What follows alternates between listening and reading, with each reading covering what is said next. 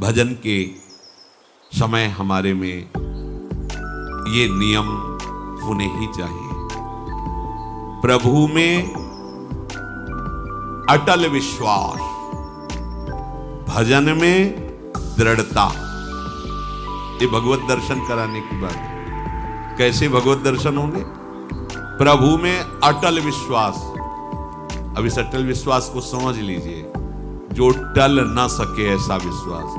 भजन मार्ग में चल रहे हम, भारी प्रतिकूलता, निंदा, अपमान, रोग से ग्रसित शरीर, कोई साथ देने क्या, पर तुम्हारा विश्वास प्रभु से नहीं टलना चाहिए।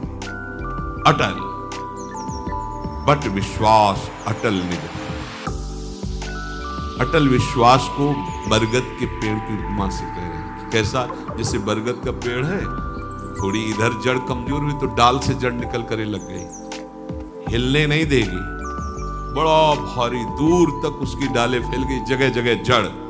ऐसा नहीं कि वो अगर जड़ भी काट दो तो उसकी इतनी जड़ें फैल गई कि नष्ट नहीं हो सकता। बट विश्वास अचल निज धर्मा। अपने धर्म में अचल और अपने आराध्य देव में अटल। देखो ना, अंदर देखो आप। भगवत दर्शन करने की लालसा प्राप्त करने के लिए आराध्य देव में अटल विश्वास और भजन में दृढ़ता। कैसी भी परिस्थिति हो। पूज्य श्री राधा बाबा, इन महापुरुषों की भजन दृढ़ता देखो। अनुष्ठान कर रहे हैं, अंग टूट गया है, नहीं रुकना, वैसे ही बैठा लो मुझे आसन पे। भजन नहीं, नियम नहीं टूटने वाला। कैसी दृढ़ता है। लिया नियम परिक्रमा भाव गिरिराज गीतावटी, नहीं चल पा रहे, पालकी में बैठा लो, चलो ले चलो। जो नियम, जो भजन की दृढ़ता, उसमें फर्क नहीं पड़ना चाहिए। दूसरा, हम जिसका भजन कर रहे हैं वो हमारे भजन को देख रहा है। बड़ा सुख मिलेगा आपको जब ये बात आप लाओगे। हम वाणी गायन कर रहे हैं, हमारे प्रियालाल सुन रहे हैं। हम भजन कर रहे हैं, हमारे प्रियालाल देख रहे हैं। तो हम कोई भी कार्य ऐसा ना करें जो प्रियालाल के सामने नहीं करना चाहिए। देखो, आप बच जाओगे। दूसरा है भगवत दर्शन करने वाले उपासक का नियम। हम जिसका भजन कर रहे हैं वो उपास्य देव हमें देख रहा है। उनको सामने देखते हुए भजन करो। प्रिया प्रीतम देख रहे हैं, प्रिया प्रीतम देख रहे हैं, हम उनकी लीला गाएं। प्रिया प्रीतम ही बैठे, हम उनकी सेवा कर रहे हैं और पक्का विश्वास वो मुझे मिलेंगे।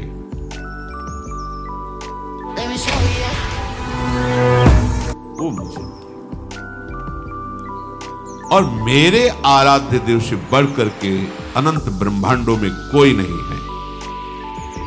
ये तो बात है। तीसरी, जो गुरु जी ने भजन दिया है, मंत्र दिया है, उस पर विश्वास। उससे बड़ा कोई मंत्र, कोई साधन नहीं है।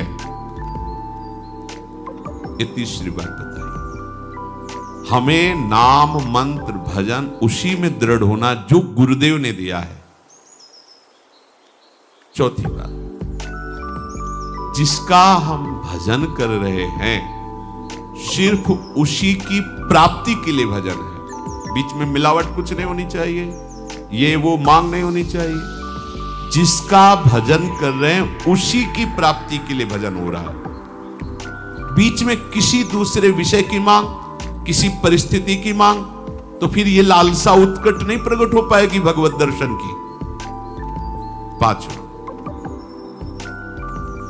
जिसका नाम जप कर रहे हैं उसके रूप को आंखों में लाने की चेष्टा करना, भाव करना। चेष्टा लिखा है, वो तो स्वयं आएंगे कृपा करके, पर हम चेष्टा तो कर सकते हैं, ध्यान की चेष्टा तो कर सकते हैं। कैसे राधा वल्लभ लाल जी, कैसे बिहारी जी, हम इन्हीं की ध्यान। यही है प्रिया प्रीतम का मिलित स्वरूप। जब प्रकाशित करेंगे तो कोटि कोटि काम लावण्य बिहारी, यही है। ये अपना रूप प्रकाशित कर देंगे।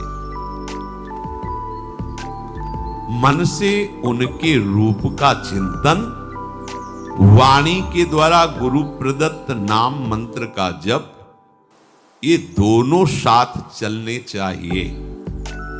छठा, प्रभु के भजन करते हुए किसी दूसरे उपासना के उपासक, किसी दूसरे मार्ग के भजनानंदी की अवज्ञा, निंदा, हे भाव, तिरस्कार भाव, ये बिल्कुल नहीं होना चाहिए कि हम तो सर्वोपरि निकुंज उपासक हैं, ये तो क्या गए। आपके अंदर उत्कट लालसा नहीं जगेगी, ये बहुत सूक्ष्म बात है। किसी भी उपासक, किसी भी संप्रदाय की, किसी भी उपासना की निंदा नहीं, अवज्ञा नहीं, तिरस्कार नहीं। हम जो प्रभु का नाम ले रहे हैं, उन्हीं के सब नाम है, उन्हीं की सब उपासना, सबको प्रणाम।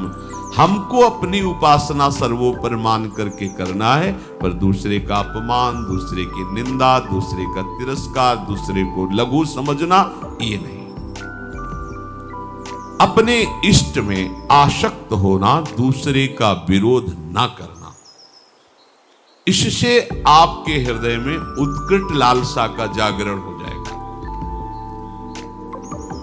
खास बात, उत्कृष्ट लालसा के लिए एक दुर्बलता का त्याग करना होता है। यह हर उपासक के हृदय में होती है, किसी एक की बात नहीं। प्रायः हर उपासक इस दुर्बलता को धारण करने के कारण वो उत्कट लालसा को नहीं प्राप्त हो पाता भगवत दर्शन की। क्या दुर्बलता होती है? अपने गुरुदेव की दी हुई मंत्र और उपासना में अपनी बात मिलाना। जो बोला, जैसा बोला, वैसे का वैसा स्वीकार करना। उपासक अपने मन की बात अपने गुरुदेव से, आचार्य से, पथ प्रदर्शक से करवाना चाहता है। किसी ने एक पत्र में कहा कि अमुक साधक यहां से निकाल दिया गया, गुरु ऐसा उचित समझता है वैसे ही साधन का आदेश करता है और उसी साधन से सबको वही वस्तु प्राप्त होगी, पर साधन सबका गुरु निर्दिष्ट होगा। आपको सबको एक जैसा नहीं। जैसे रोगी डॉक्टर या वैद्य से कहे कि हमको तुम ये वाली दवा दीजिए और ये वाला पेय दीजिए, और देखो हमारे ऊपर तुम ये नहीं लगाओगे कि ये नहीं खाना, ये नहीं खाना, ये नहीं खाना, तो क्या रोगी कभी ठीक हो सकता है क्या? उसी प्रकार शिष्य साधन सत्य मार्ग में चलने वाले उपासक को गुरु उसके स्वभाव को, उसकी स्थिति को देखकर उसके लिए मार्ग निर्देश करता है।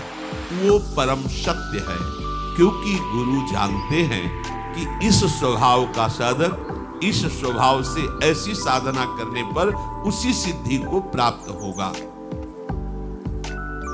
गुरु ही उपयुक्त अधिकारी देख करके उपासना बताते हैं।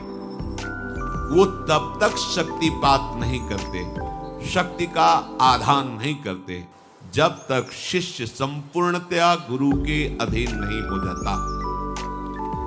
शक्तिमान गुरुदेव शिष्य को जो अपनी आध्यात्मिक शक्ति देना चाहते हैं, जिसे शास्त्रीय भाषा में शक्तिपात कहते हैं, परम सामर्थ्यशाली गुरुदेव उसे तब तक नहीं देंगे जब तक उस शक्ति को रखने की योग्यता नहीं आएगी, पात्रता नहीं आएगी, अधिकार नहीं आएगा।